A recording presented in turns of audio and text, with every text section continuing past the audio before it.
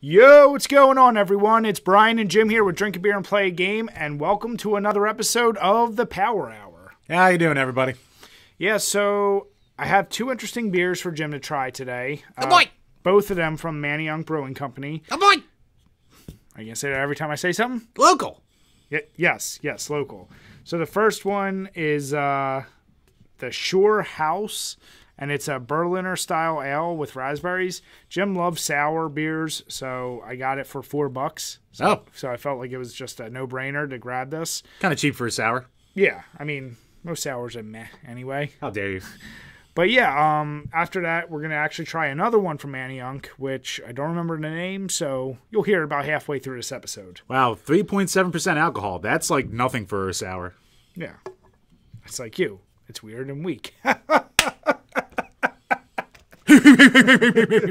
So funny. Such a funny guy. Get it? Because you can't lift weights. Damn it. It's not that I can't. I just choose not to. All right, guys. So we'll go ahead and first just jump right into this. These are all from Jim, so I'll give him credit, although I shouldn't. The first one comes to us from Matt Piscatella on Twitter? Yeah, that guy. Basically, he was saying someone had asked for the best-selling third-party games on a Nintendo platform.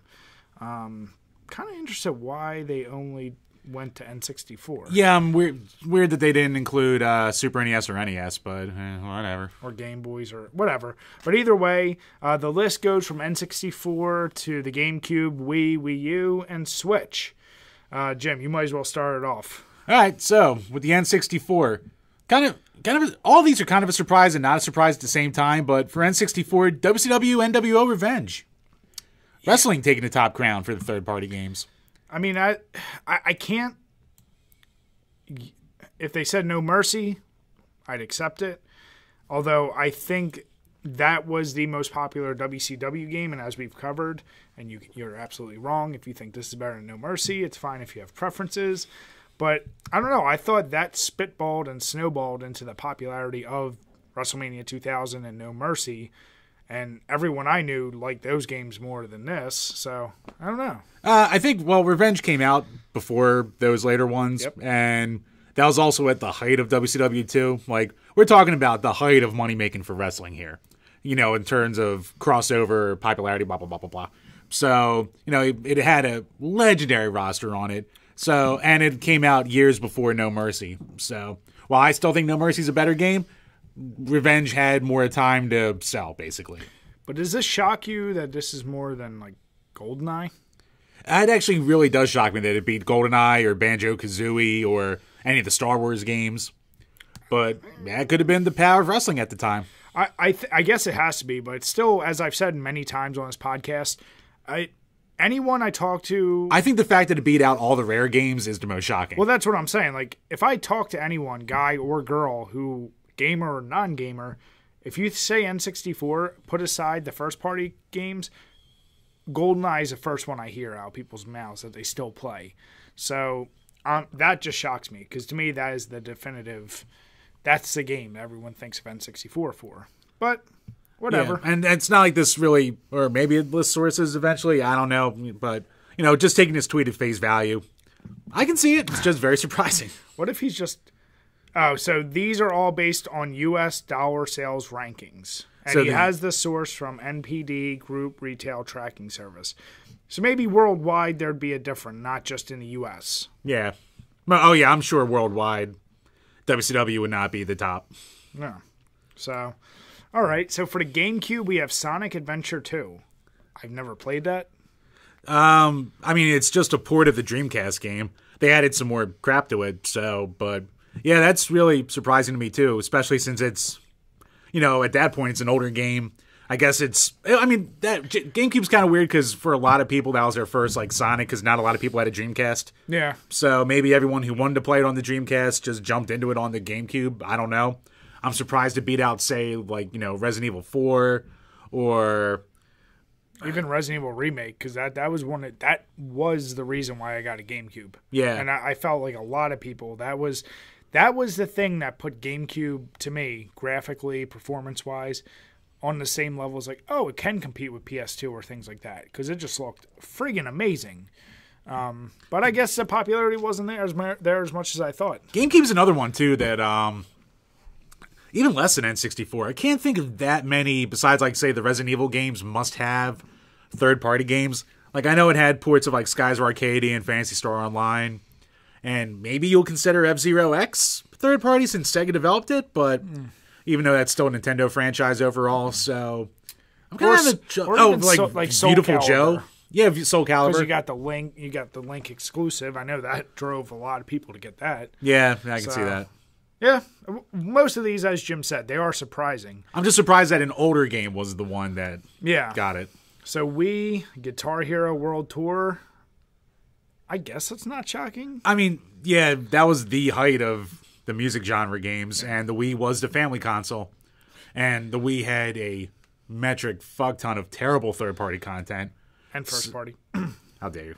So, yeah, I mean, that console, I'd almost say more than any other console, was like only known for its first-party stuff. So, Guitar Hero taking the crown, that's not shocking. Yeah. Wii U, because nobody had it. Let's just skip it. God, no. Lego Dimensions, exactly. Of all the Lego games, probably one of the weakest entries on the weakest system Nintendo's ever produced. So, do we need to say more? Is it worth saying more? I mean, I'm surprised that, the Lego version of Skylanders was on there and not just, say, a Skylanders game or something like that. But, yeah, I mean, I can't really think of that many must-have third-party titles. The Wii U was known for not having a lot of third-party support, so. Or first-party. And this one's still early, but it wouldn't shock me. Switch, Mario and Rabbids Kingdom Battle. Is that... I mean, I guess it is a third party, but... It was Ubisoft because it was more the Rabbids. Yeah. And they just, had a deal to throw Mario in there.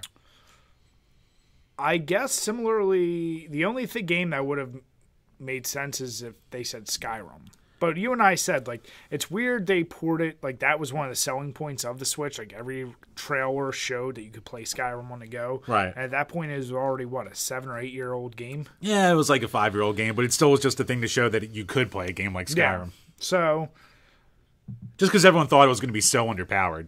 And it is, but it don't matter. It is, but it's not the point of the system either. Exactly. But yeah, I mean, that's kind of... I mean, I guess it's not fully surprising because it's a well-received game. People seem to like it. So far, it's another... I mean, there's an ass ton of games on the Switch right now and a ton of third-party stuff out there. Yeah. But a big chunk of it's all smaller titles. Like, big companies, with the exception of, say, your Astral Chains of the world and maybe a handful of other games, are really third-party producers for the Switch. So, yeah, I can kind of see that, actually. Yeah. So, I don't know. At the end of the day, they're surprising... I guess taking into consideration it's U.S. only, maybe not as surprising. I don't know. I really do want to try to look into the same source that he provided and see if they just have the worldwide so we can have an idea of how they compare. Yeah. But, yeah, let us know in the comments below what you guys think. Was there any major shockers or are any of these your favorite third-party games on here? I mean, probably my favorite out of all these would be Revenge. I haven't played Rabbids Kingdom Battle yet, but I hear that's good. But yeah, my favorite would probably be Revenge. Or I mean, I played the living hell out of Guitar Hero back in the day too. But not on the Wii. Not on the Wii. But then again, it's not gonna be any different. Zenkoff. What? Oh, what? The crappy animations are gonna be slightly crappier. Yeah. Because it's in 480p and not 720. Yeah. Yeah. Okay, fine. All right. And because you have to shove a Wiimote in all the instruments instead of just having the instrument. Exactly. Feels cheap. All right. But yeah, I just thought that was an interesting thing. So I was like, oh, this is not what I expected. No, I do like that. And like I said, dude, unless the information's there, why not put NES and Super NES? Or Game Boy or any of those others?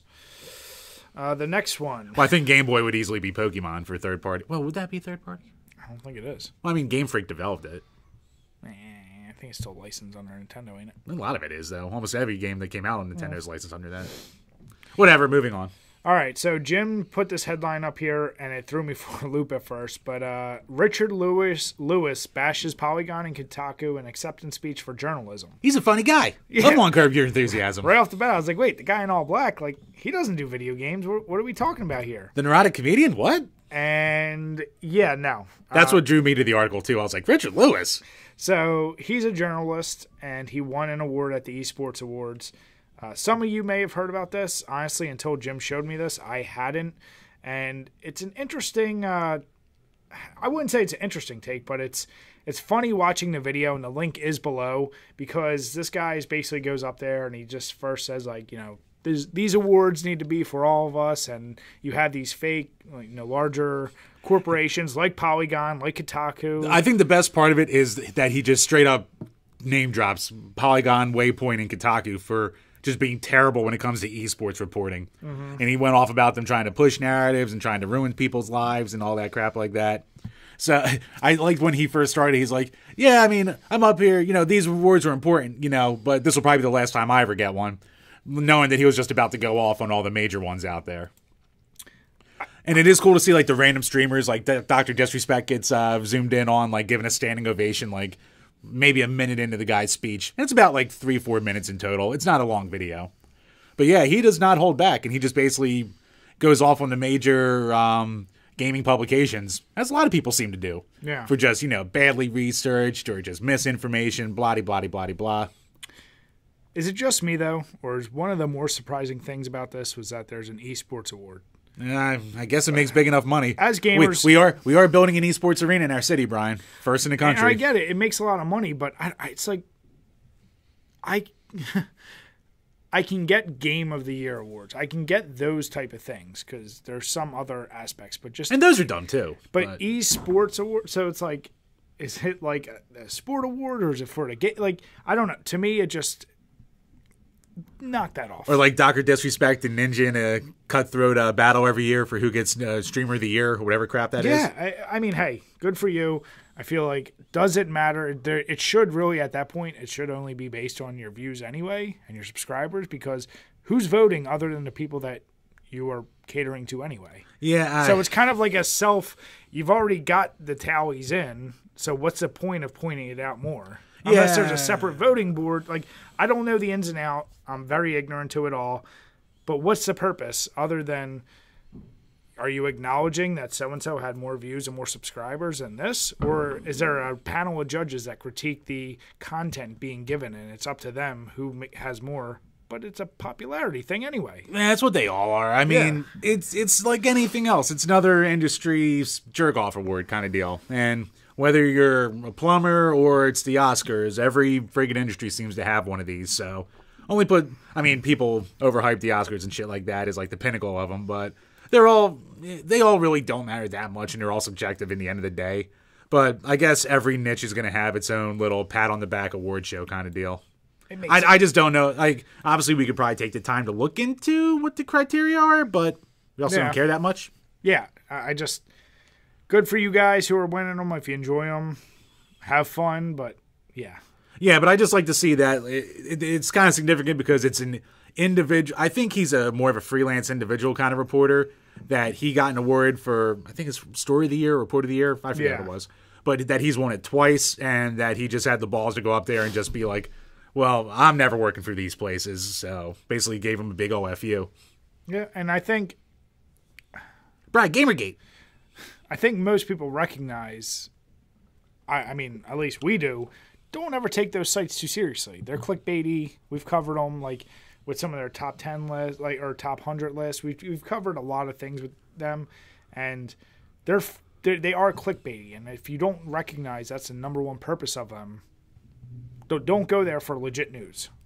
Just don't go there in general, especially if you're trying to do a goddamn podcast remotely, because the embedded goddamn advertisements are going to crash your system a couple times. Sure. Isn't that right, Polygon, with your shitty list? They sure do.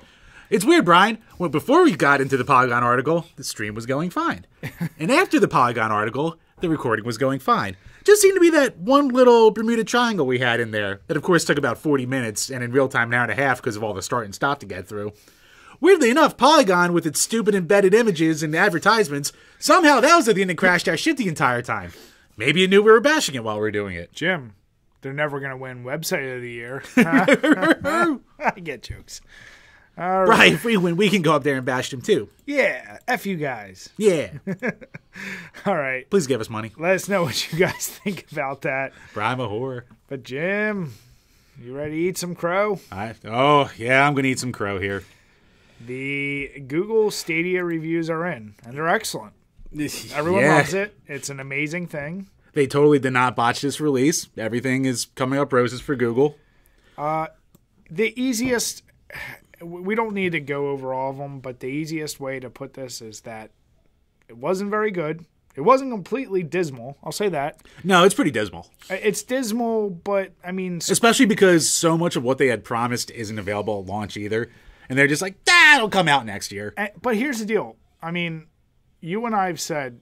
I mean, the thing we said is that if a company could do it, then it would be Google who could provide this. But the criticisms always were, and what they are right now, is that games are not delivering on what was promised. They're not hitting 4K.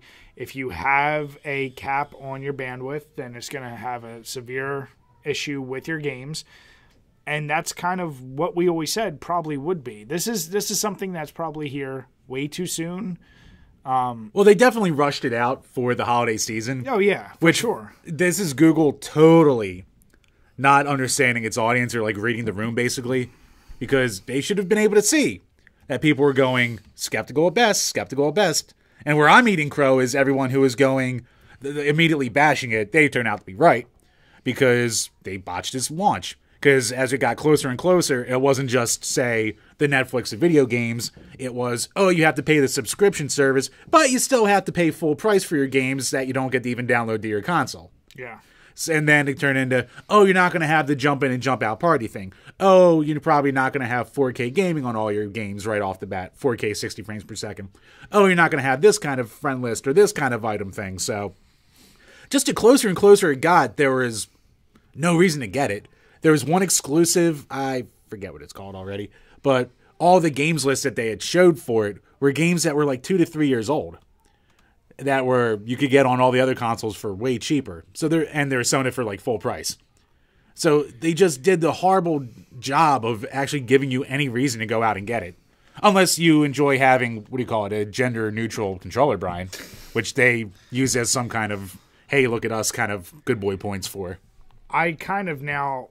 But Brian, I am offended. There is a white controller and a black controller. It is not. There's a green one. There's a green one. So, the greenies out there, they're included too. I don't know what a greenie is. Here's the deal. Okay, so first, before I go off on too much of a tangent, I do want to now go back. The fact that they are calling that a gender neutral controller, I want to try and figure out what the genders are of the other controllers. Well, right. The N64 is obviously male because of the big honking dick right in the middle there. Does any controller have like a hole in the middle? Maybe the GameCube, because it's got that little slit where the D-pad and the the C stick is. You can shove things in there. Jim, that could be the female controller. Jim, why don't you stop?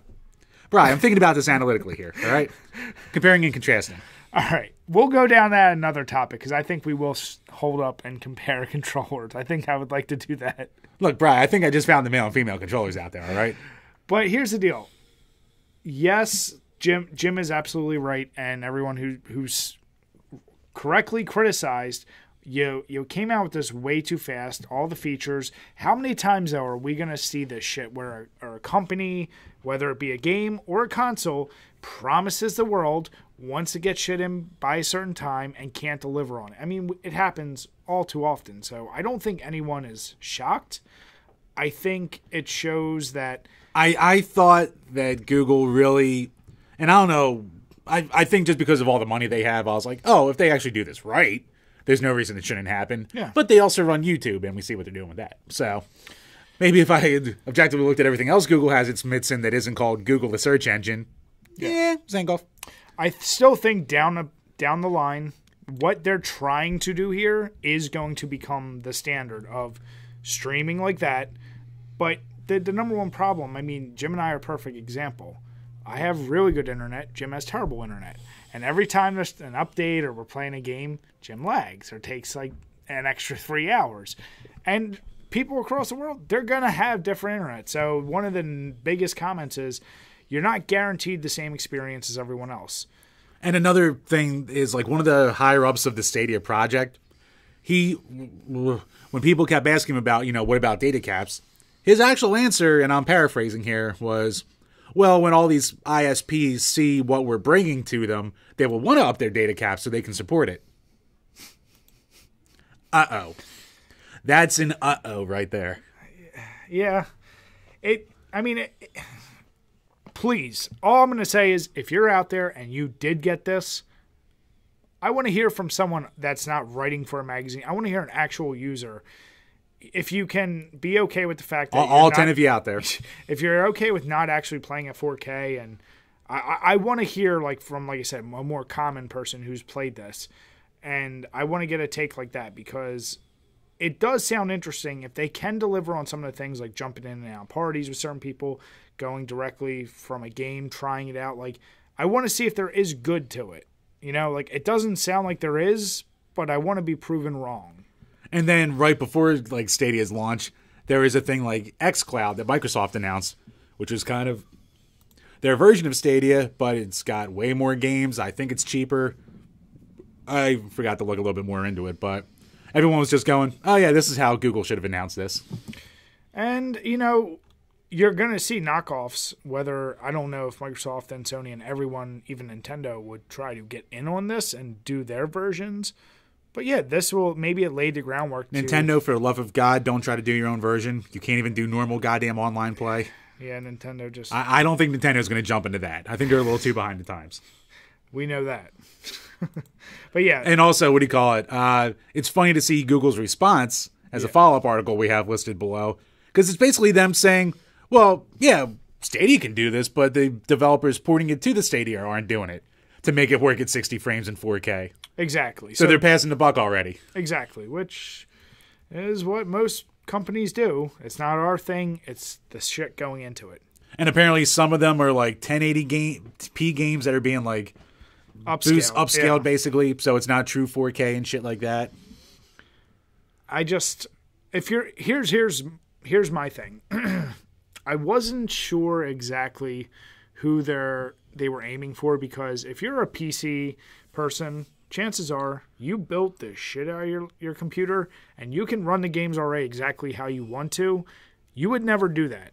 So to me, it's like trying to drag in people who aren't PC people, who want to give them an experience so that because they don't have a PC that can handle all this. Well, yeah, that's what it was supposed to be. But the thing is, like, it's not attractive enough, and we've said that before. Like, it's not like a Game Pass. It's not like some of these services where you can try games out or whatever. Like, you can already play those games on systems that, they're not exactly the cheapest, but you can get cheaper versions after a couple years. And at this point, the Xbox One and PS4, you can get it reasonably priced, still under the price or about the price of what you'd pay for the Stadia and its monthly subscription. Right. And like Jim said, you're already going to pay full price for the game, so why not do it on a true, tried and tested system versus this? So until they come out with something completely exclusive, there's never going to be a need for it. Yeah, and that was like the biggest first thing I heard that I went, uh-oh, was when they said, oh, you still have to pay full price for these games.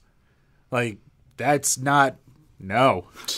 Yeah, like, if you're going to have a streaming-based, something you can hold in your hand kind of deal, even Steam, which gives you all the download tools for, to re-download it and shit like that. After the fact, Steam is still less than a full retail console release. Yeah. So if you're not getting anything in your hand, say it loses a license, you completely lose what you have because you have no installers or shit like that, like locally on your computer. There's no guarantee for you. There's no reason for you to say, oh, this is going to be better than anything else. And especially since right now you can't even do it from your phone. It just needs to be put at such a low price point. I mean, you can't even use like a normal Chromecast with it. You have to use the Chromecast that comes with the Pro service. The free service, and then you buy the games later, isn't even out yet. You have to buy the $120 bundle with the controller, with the proprietary Chromecast Ultra. Yeah. So even like the user-friendliness of it that they were promising, that's not even here yet. It's gone. So, like I said, if you have any vested interest in this or you've played it, please let us know below, because I'm dying to hear from other people that once again, aren't writing for a specific company. That don't have the optimal internet or the exact way that you want to do it. Like, if they don't really do a crazy turnaround on this, it'll be gone in a year. Yeah, and then Jim will get it next year. Yeah. All right, so before we move on to the next topic. Okay. So, Jim, what were you thinking about this beer? Stacy. It's tart. It's another, sour raspberry kind of beer. There's 1,000 sour raspberry beers out there, so it doesn't do anything to set itself apart. The low alcohol content is a little disappointing because most sour beers are, though. The only one that isn't are things like Dissident or Sour Monkey. Yeah, but those are like special one-offs. I'm saying most common sour beers are 4% or less. Yeah, well, not the ones I drink, boy. Please. Think I'm like a man. That's what I do. You don't even know half the time what you're drinking if it's not Keystone. Right. I know exactly what I put in my body. Don't answer that. Do not answer that. So what was his name last night? Oh, there you go. Yeah. No, but no, it's good, but it's not special. I would say this is actually a good beer if you've never tried sour, you're not sure about it. This isn't the most sour beer you're going to try, and it's not the greatest either. So it's just like a good introduction to sour beers. Just give it a try if you can find it. Yeah, it's fair. All right, so we're ready to keep going with our topics, but before we do, as promised, the next beer we're drinking, which is from Manioc Brewing again, is the Wandering Wit. It's their white beer, Belgian-style wit beer. And for anyone who's ever tried a wit beer, best things you can expect is very easy to drink with some taste of lemon and pepper, because that's the usual German style you're going to get. Well, Brian. Oh, God. Wheat beer, or white beer, gets its name from its light, cloudy appearance and is left unfiltered to retain the flavor of its integral ingredients. The addition of coriander and orange peel are essential to create its subtle citrus flavor and refreshing peppery finish. Comes in at a respectable 4.8% alcohol by volume. Yep. Unfiltered. Keep refrigerated. Yeah, this is the most accessible and drinkable of the wheat beer styles. And, it's like basically kind of considered one of those session beers. But it offers a lot of flavor, and I've always really liked it. So, all right. As we go on for the topics, we're going to go with Which is Better, a good old recurring bit. And we wanted to go back to some music themes for you guys. Been a while. And this one is interesting for a few reasons. First is, first let me do the songs. So we got Killer Instinct, the main theme from the Super NES, versus Rocket Knight Adventure Stage 1 from the Genesis. Now, I didn't know this as we were picking these games, because I basically asked Jim, what's a good Sega Genesis game? That has really well-known music, and I decided to choose Killer Instinct. Listening to them back to back, it sounds like they're on the opposite systems of what they should be. Like Rocket Knight Adventures kind of sounds like what a Super NES game would sound like, and Killer Instinct is a game that Genesis wants to sound like, but it can't because it has a shitty sound processor. How dare you, sir? But I mean, for those of you, if you haven't heard them, we got links below. Go listen to them real quick. But if you have listened to them, Killer Instinct, you have, the electric guitar going, and that heavy riff is very memorable, and most kids' childhood are pretty well known for it. Whereas the Rocket Knight Adventures is very, I guess, triumphant would be the right word. Yeah, it's like an adventure's about to start. Yeah. So they can't be more different in terms of what they're trying to portray. But like I said, it's just funny to me that they do sound like what you would think the opposite would be for each system. Because Sega was always known for trying to do like more hard, rocky sounds. And yeah, Super NES always had that kind of big adventure sounds. Not many games on Genesis have that kind of sound to them. That wasn't a dig. That was go. Not as many. I mean, think about it. All your favorite themes usually were heavy guitar riffs or like kind of more electronica style sounds. They weren't exactly superhero-ish. Right, Sonic isn't heavy metal electronica? It's electronica. No, it isn't. Yeah, it is. No. It's not adventure-ish. Not even close. Adventure-ish? Yeah. So, before Jim tries to say his terrible pick, we all know Killer Instinct's better. Oh, get the fuck out of here. It's more memorable, and not one person other than Jim and the three of you that may agree with him on Twitter would ever say that, oh man, you know what's a really great top 10 Sega Genesis soundtrack? The Rocket Knight Adventures. It is good. I'm not going to say it's bad. I'm just saying if you talk about iconic and memorable, that guitar riff with the Killer Instinct theme, and of course, I may be biased because every time I hear that song, it just makes me think of the CD version that came with the game. And how many games out there did you know came with the CD because their soundtrack was so good that you wanted to listen to it outside of the game? Comic Zone. But nobody played that. Everyone played Comic Zone. Not as much as Killer Instinct. Oh. So, I mean, this is kind of an open and shut one. Jim could have picked something better, but he chose Rocket Knight Adventures, and it's cute, but it just doesn't compare. Right. The only thing sound-wise anyone talks about with Killer Instinct is the voice sampling in it. No one talks about the fucking music in Killer Instinct. Are you kidding me? No one. Jim, as we've well established in this site, you are so out of touch with real fans of games and your choices. All right. That most people know Killer Instinct had a killer soundtrack. It had a great soundtrack. I'm not saying it didn't. You probably could have picked a better song from the soundtrack because the intro theme, it's all right. It sounds way better in the arcade, or on the CD, but what you actually get in-game, a little bland, a little sparse. You get the Lars Ulrich, St. Anger error, trash can sounding drums. You get the overly reverby kind of attempt at mimicking a guitar in there. It's okay. It's a little on the bland side, a little light, not as light as it could be. Whereas you have the big booming crescendo that is the Rocket Knight Adventures Theme 1 sound with all the different layered music tracks on top of each other, all the varied instrumentation along with it, and just bringing you right into the game. Not a brrr. It's more timeless. So I think he just sealed his fate with everything he just said because we know none of that's true. It's cute. It's on a very small loop. There's not much to it. Small loop. Yours is like 30 seconds. And my song's like a minute and a half of build up. There is an amazing flute within the Killer Instinct theme, and you can't take that away from it, Jim. Oh, the sounding shit thing. Yeah, it sounds like crap. It sounds better on... See, you're thinking too much, and I had to point this out to you, of the CD quality one that came from the arcade. Because I had to point you back to the Super NES one that you're going, oh, it's just as good, when it's not even close to that Number quality. one, never said it was just as good. See, so now you got a liar on your hands. Liar my ass. Making things up. This is what's going on in your head here. And the bigger problem is, he's right. There are better songs on the Killer Instinct, soundtrack and some of the particular stages. But I was trying to keep it semi-fair for him, and he fucked it up. By me picking one of the more mid-tier songs from that soundtrack, he still couldn't beat it. So I win, as we say.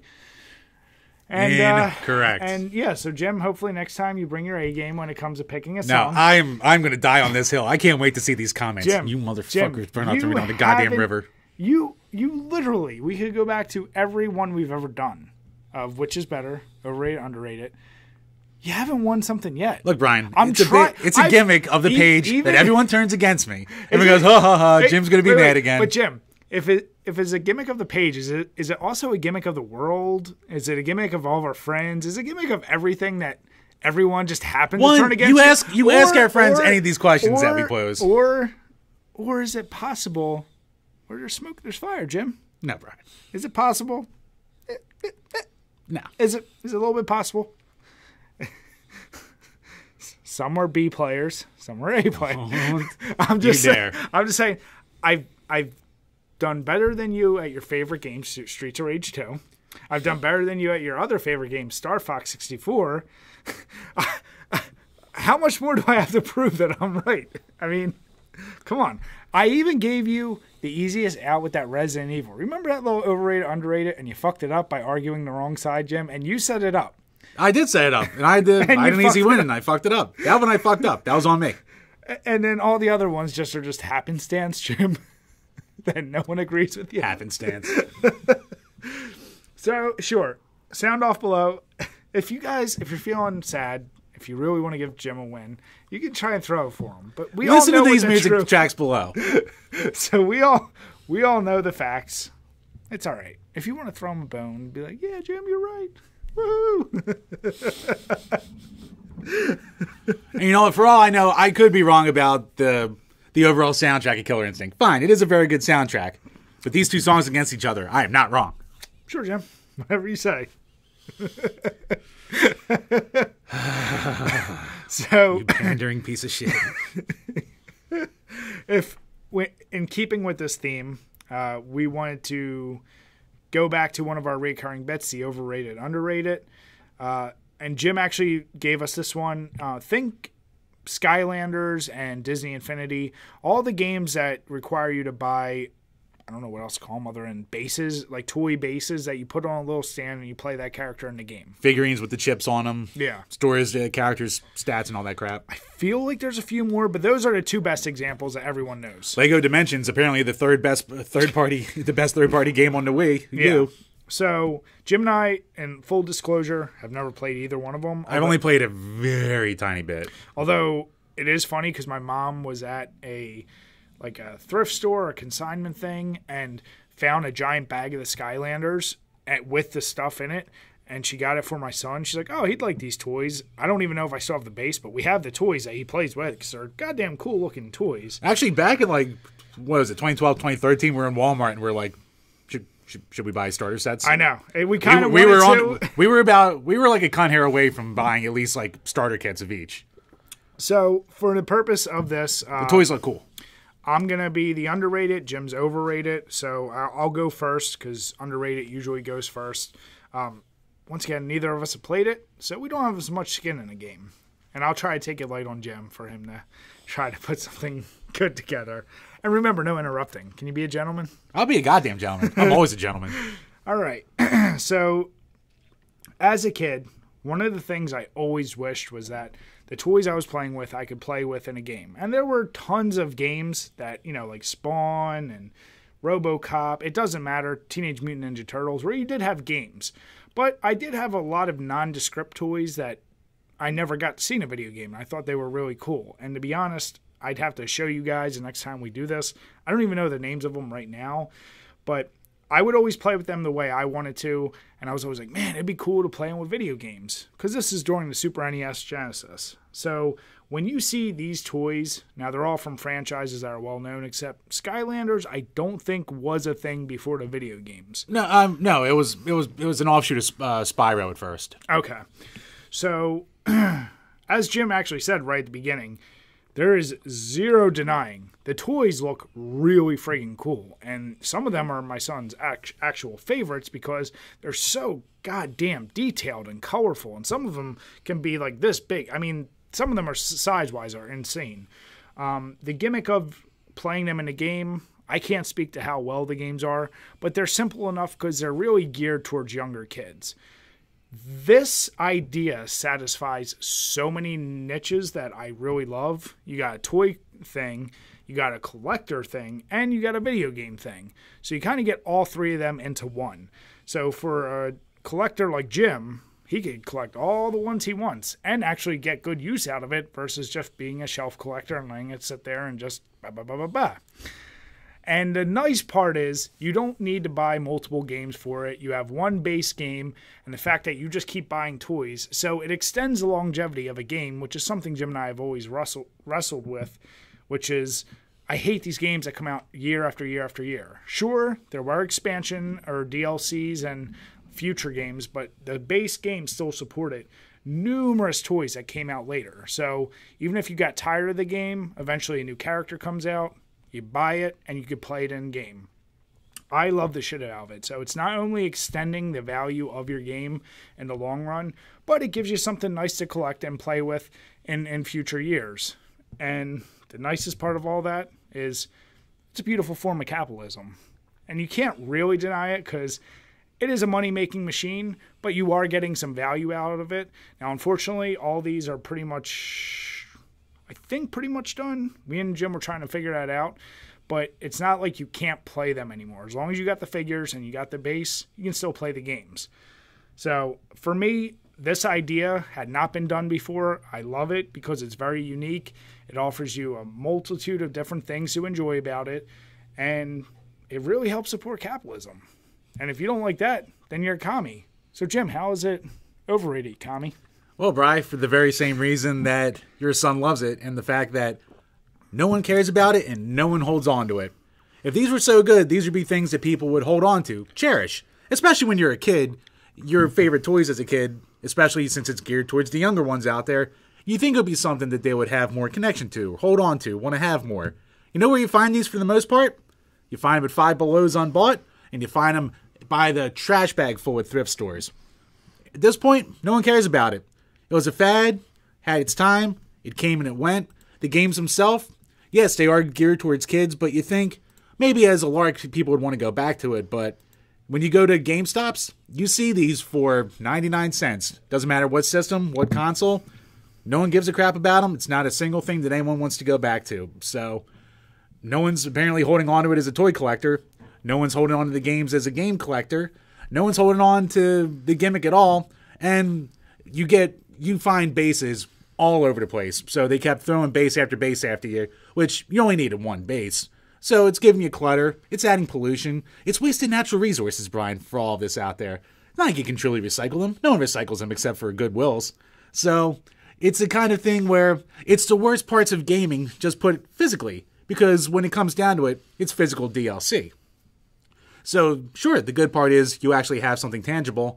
But for a big part of it, you have something that no one wants to keep tangible, and it instantly becomes useless. And I think for LEGO Dimensions, for the most part, I think with the servers being dead, a lot of the whole world building stuff's already gone too. So it's not like you can even go back and fully get the use out of your stuff, because if it's not supported, it just kind of goes poof, and you have wasted plastic on your hands. So overall, it had a little bit of a time. It was like, oh, this is a neat little tchotchke. Then it's like, oops, this is gone. No one cares anymore. So even if for the people who do love it, how can it be overrated if no one A, talks about it anymore, and B, the ones who did like it don't even care enough to hold on to it? You done? Yeah, sure. So thank you for proving my points. 1, we're talking about right now. 2, the fact that it is cheap means it's perfect for collectors, because people could go out and get a whole bunch of it, and it restarts the cycle. Yeah, but no one's collecting it, though. But you could, couldn't you? In theory. And, I mean, if you wanted to use that same logic, then you could say Wii stuff was really cheap and garbage because it's super cheap now because they made too much of it. And you know why there's a surplus of things? Because it was on such high demand. And then people just, like most products, naturally move on because they wanted to give the people what they wanted. And then people did move on to other games and other things. So now it is cheap. So there's a surplus. But that's perfect for collectors, Jim. Like you. Yeah, but I'm a collector, and even I don't give a shit about it. Well, because you're not overpaying for it. You only like things you overpay for. Like the Turbo Graphics. Like half your video games that you got are obscure Japanese games that nobody played, that nobody wanted. But you're paying hundreds of dollars for that when you could pay $10 and then your kid could have toys to play with. So you're not thinking about your kid. So because you're not thinking about your kid and you hate capitalism, I win. Boom.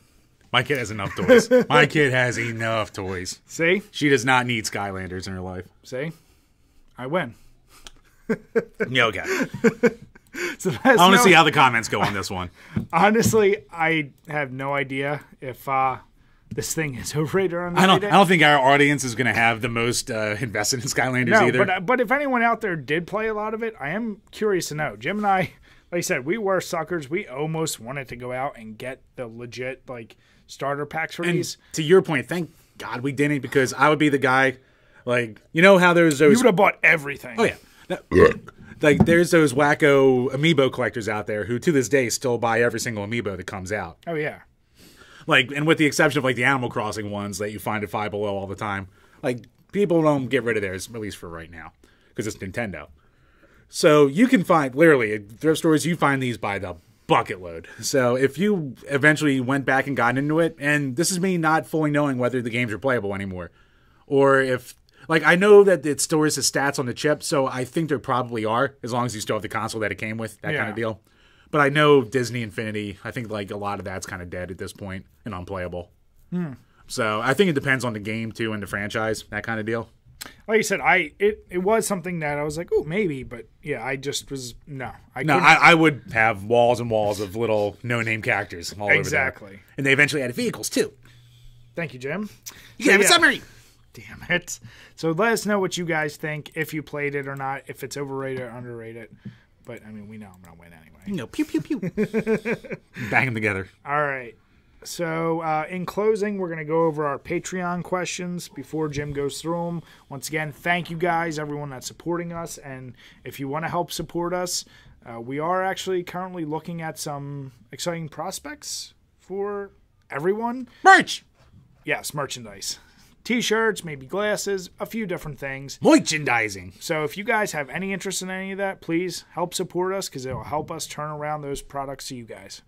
Right. When are we going to have DrinkABeerandPlayAGame the flamethrower? The kids love that one. Jim, I'll just get a little propane thing, throw a sticker on it, and be like, here you go. Oh, there you go. See? Safe. It's not up to us to take care of your children. Exactly.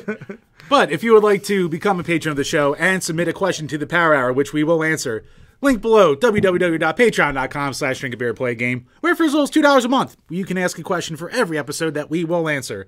$1 gets you a shout-out and exclusive content access.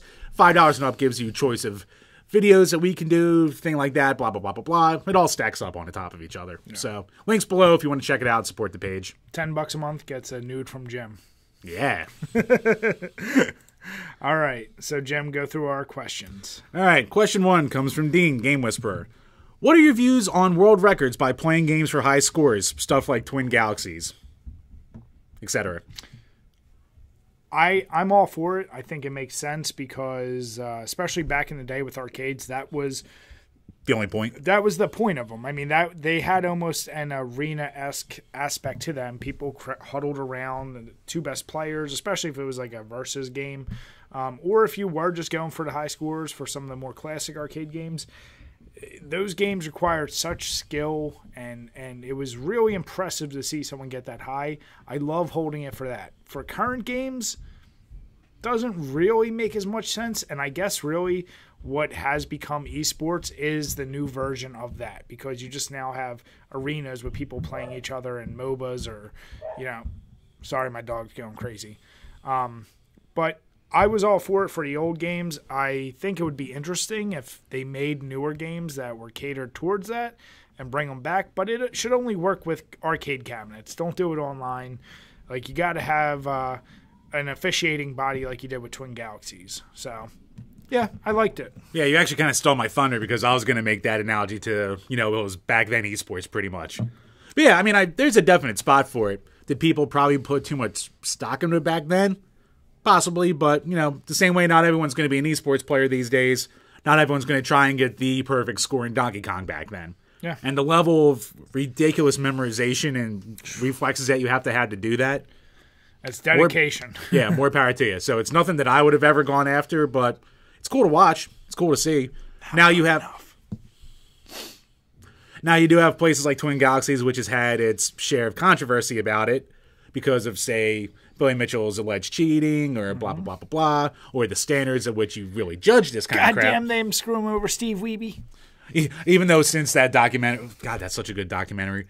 But even since then, these guys have been trounced by other people too. But that's not important, Jim. Right. Nobody's going to remember the guys who beat those two. That documentary cements it. Steve Wiebe. All right. So thank you, Dean. We appreciate that. But that's a good question. I mean, it's interesting, but I truly don't care. But I do find myself, I'll be honest, even like Call of Duty or any games I play now, Dead by Daylight, like, I find myself, if there is a leaderboard, I tend to look at the top just to see, like, who's at the top. We know there's a lot of fuckery a lot of times with people doing shit to get up there. Yeah. But it's still, like, something that, as someone, if you're playing anything that could be construed as competitive, you're going to naturally want to see who the top is and see who has the highest score. So yeah, it was funny for, like, maybe, like, a week or two or so. Like, we took, like, an obscure shooter down on the Wii eShop. And, like, Twitter friends were like, oh, let's see who can get on the top score. And since it was mostly obscure, you could get, like, 2 levels in, and you'd be in the top, like, 20 people on there. So, depending on the game, it's a nice little way to extend your fun with the game, too. Why not? I don't think there's anything bad with it unless, like, anything else you get too obsessed.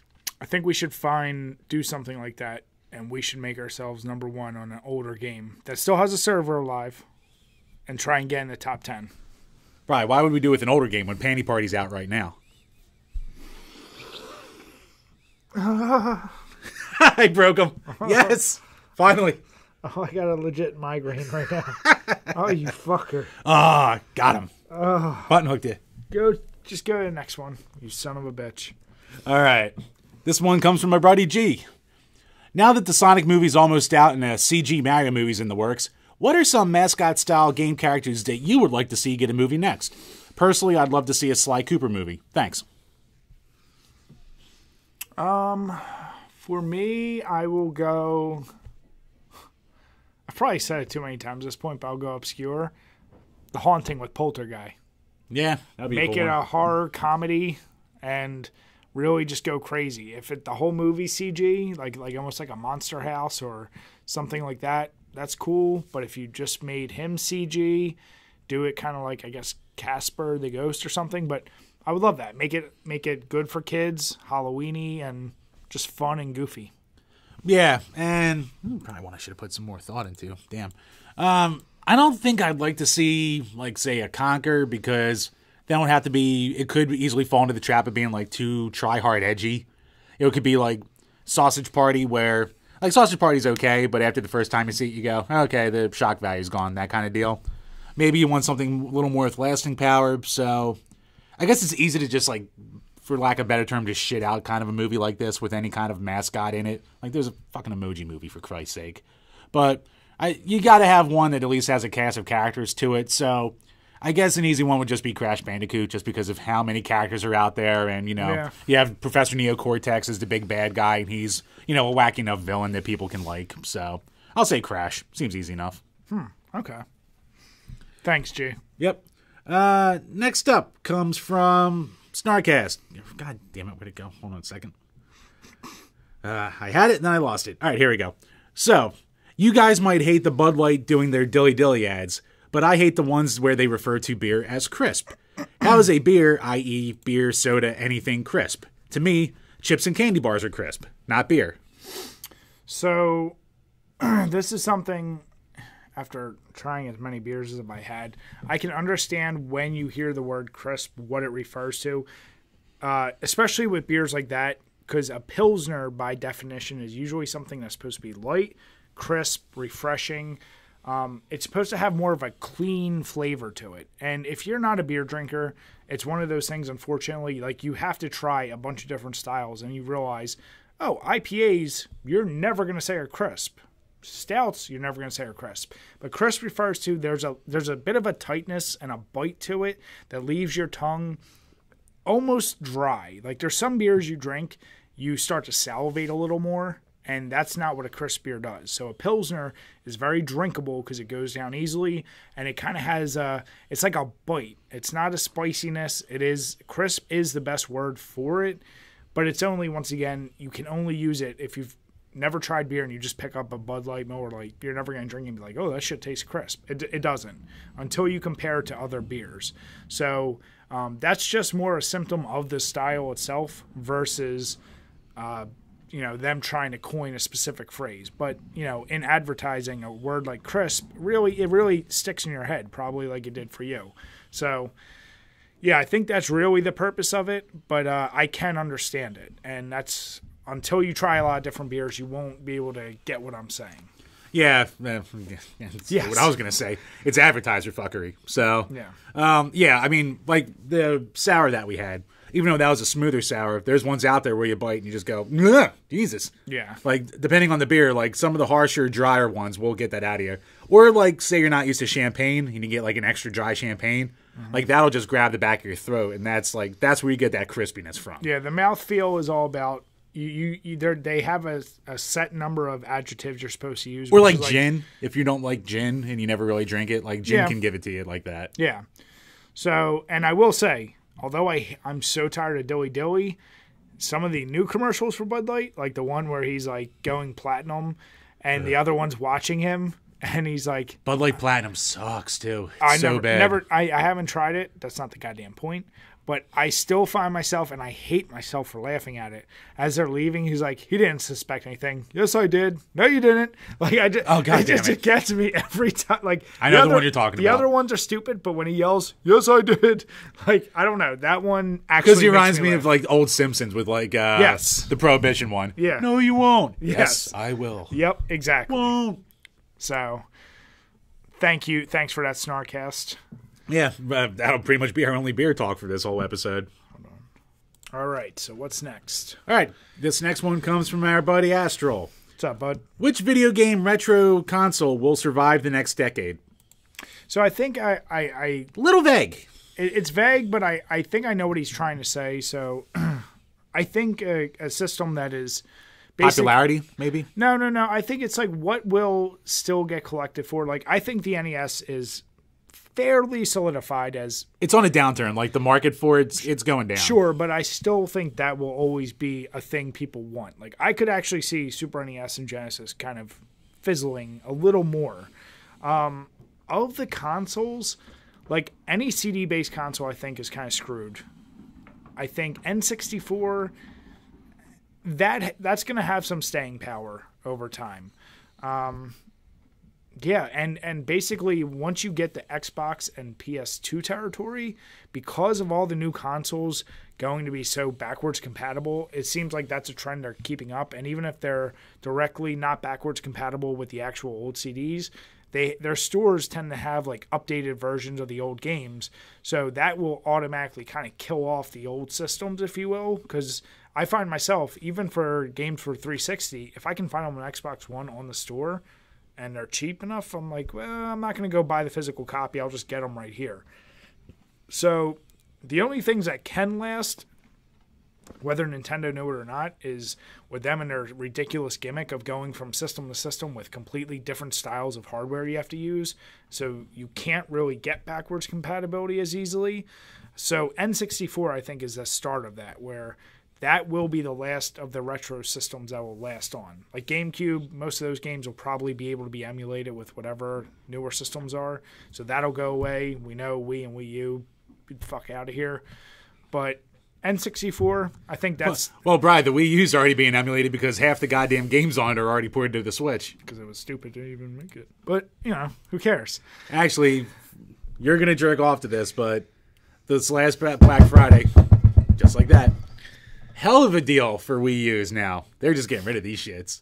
So, it took you a couple years to be right, but you can get a Wii U. You were able to get a Wii U online only through GameStop with 3 Zelda games, Wind Waker HD, Breath of the Wild, and Hyrule Warriors for $90.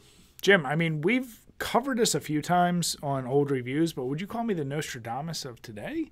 Because look, Brian, anything can lose value eventually. You can get a Wii for $20 now. Yeah, but I pretty much hit the nail on the head with the Wii U right off the bat. Nah, see, it was just I was right. It was just a victim of having everything come out on the Switch, so there's no reason to go back to it. Which was my point to begin with. That was not your point. You did not know that every single game was going to get ported to the Switch. Don't bullshit. I just said it, not knowing it. You're right. No. I just said it and had the foresight to say, this is a terrible idea. Hey, this is a system that can't compete with any current gens, and the gimmick of what it was doing didn't work that well. Oh, but you're developing this thing really close to it. Yeah, I'm sure it's going to be successful. I'm sure it's worth putting your money into. And even the terrible deal you got hosed for. So, it makes sense. But no, I think Nintendo is one of the consoles. I would like to say Genesis and Super NES because of things like, as much as some people might hate them, but these mini console versions keeps them alive. That keeps them alive. And now if somebody buys them and is like, oh, these games are really cool, I like them, let me go back and collect for them, those are all going to be safe. I think Game Boys will probably go kind of extinct to a degree, except for whatever the newest version of DS is, because same deal, you can probably get an emulated version. I don't see PlayStations, Xboxes, or GameCubes, anything from there or forward, they're not lasting. Well, you know what? The RPG dorks will keep the PlayStation alive. But still, even if you're an RPG dork and you have whatever the latest PS version is, and if they're like, I would almost say the 6th gen stuff, like the PS2, Xbox, GameCube, like you were saying, like so many of those games, like the really standout ones, have been ported again to later systems again and again and again and again and again.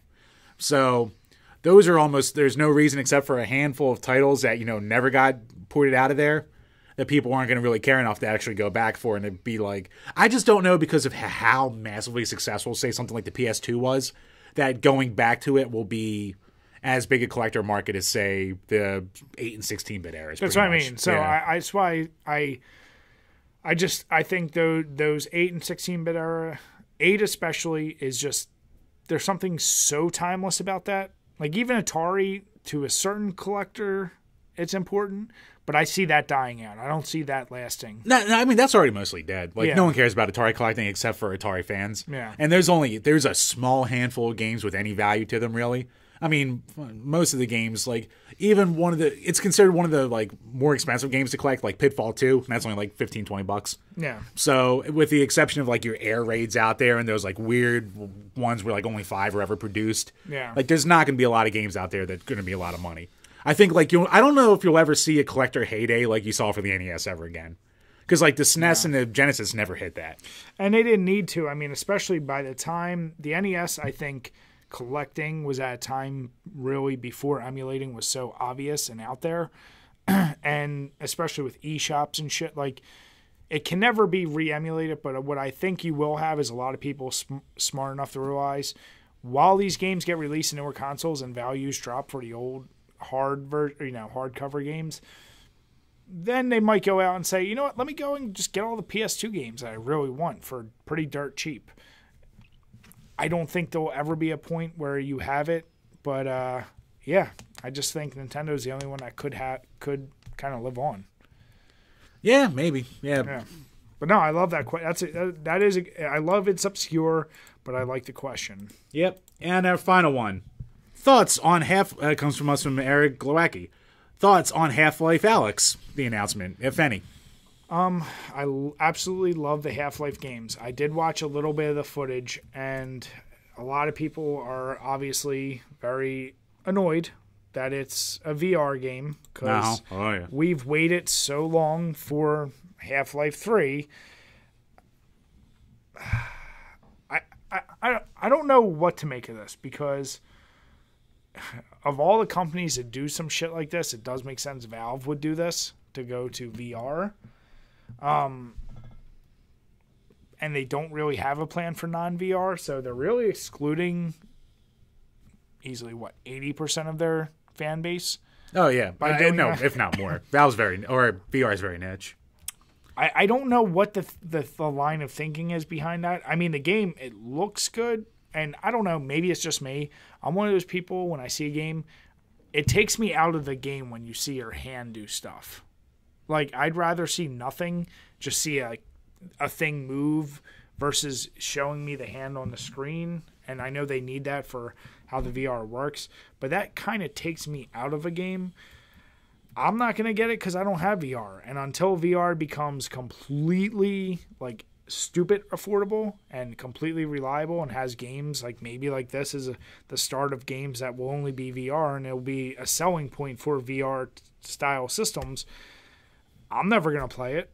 So it sucks for me, and for most people.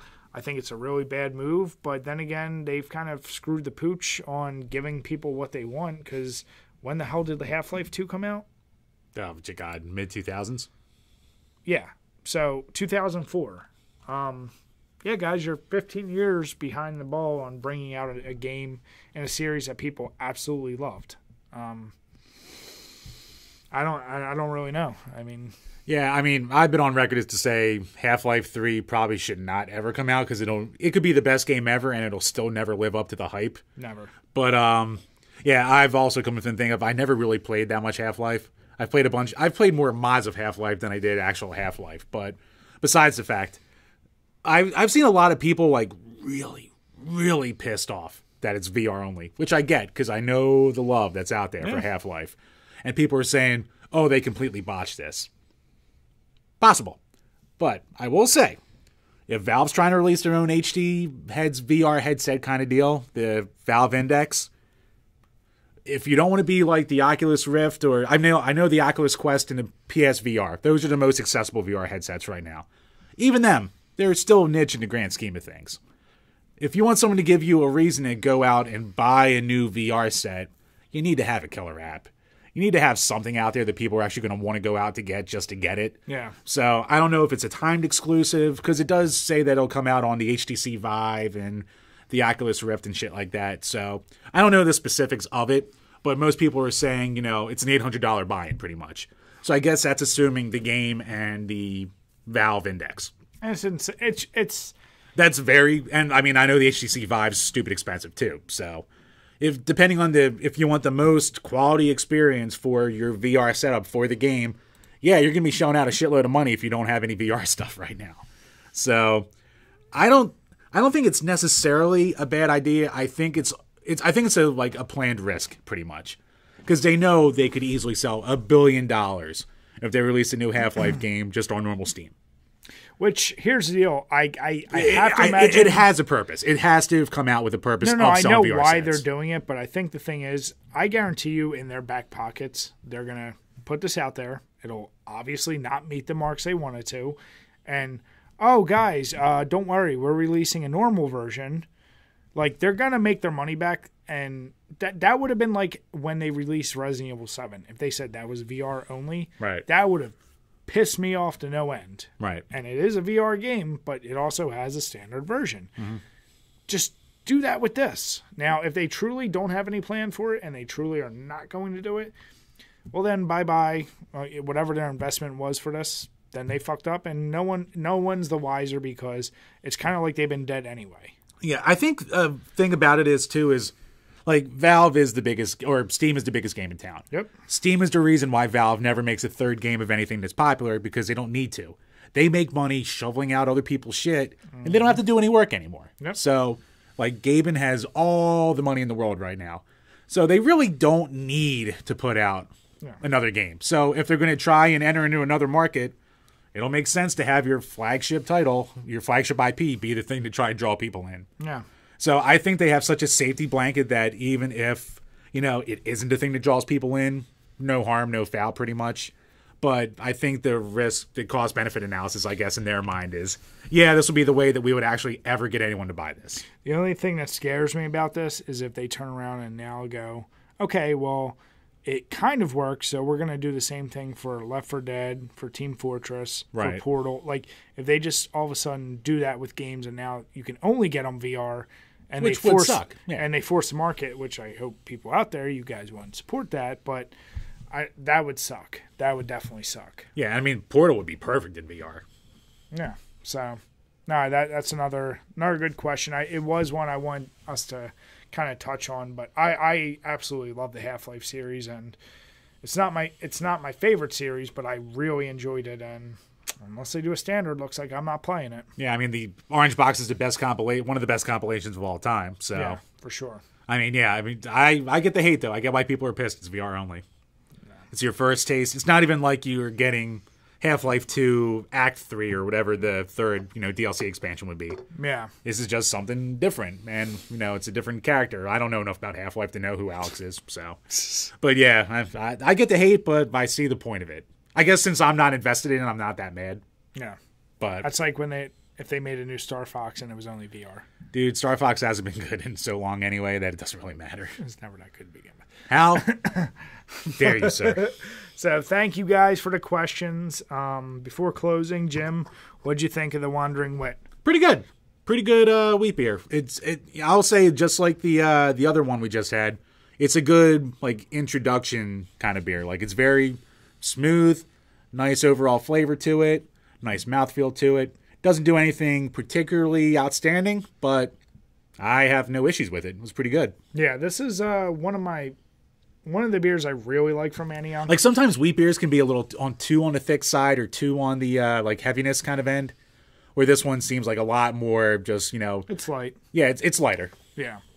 So, all right, guys. Well, with that, thank you for watching. And if you haven't already, please make sure subscribe to us on iTunes, on YouTube. Leave comments, leave, reviews for us. It helps out the show and all that stuff. Yeah, and if you guys ever want to interact with us, Twitter, basically every major social media platform. And as always, guys, cheers. Cheers.